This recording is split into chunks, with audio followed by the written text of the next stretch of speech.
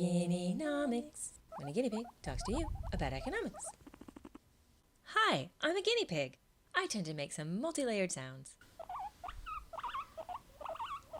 And I tend to talk about some multi-layered topics, like markets. Your neighborhood marketplace with a lowercase m is a place where people go to buy and sell things like carrots and potatoes. But a market with an uppercase M is a more abstract concept that is not confined to a certain location. And the market with an uppercase T, uppercase M is the personification of the abstract forces which seem to coordinate the behaviors of widely separated actors.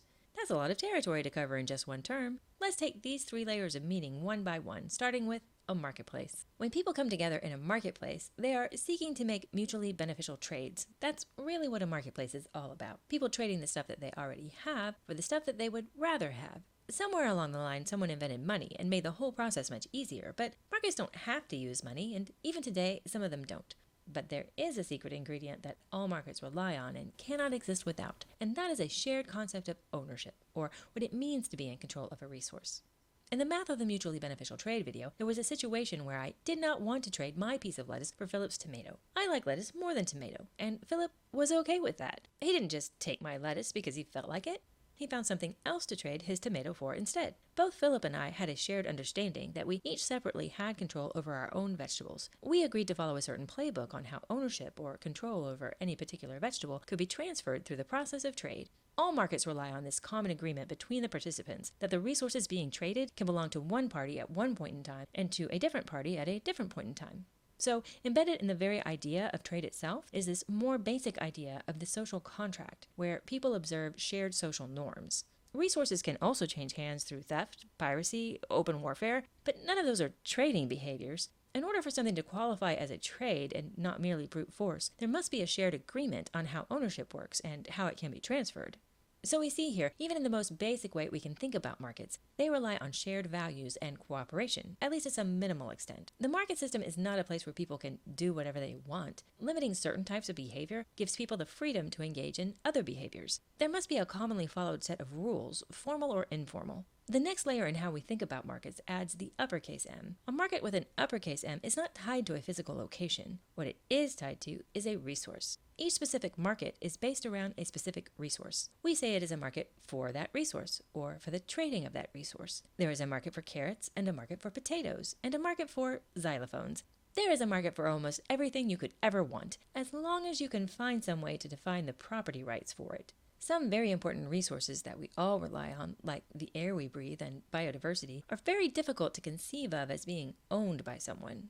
In a market economy, we generally envision these types of resources as being owned by the public at large and allow the government to exert control over them on behalf of the public. This type of government regulation of publicly held resources is perfectly consistent with the ideas of free market economics. In fact, it's sort of required in order to control for something we call externalities. We'll return to that topic later in this series.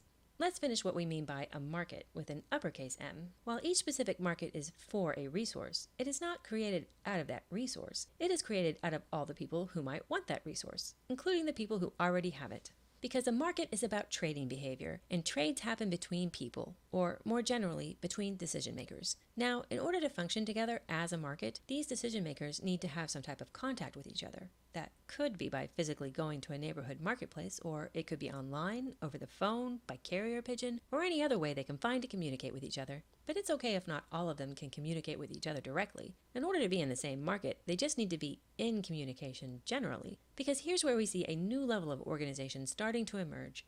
Through these chains of individual connections, the desires and motivations these decision makers have concerning whether and how they want to trade this specific resource begin to merge together into what we call market forces. We'll talk more about them later, but briefly, how much people are willing to trade for a resource sums up into the market force called demand.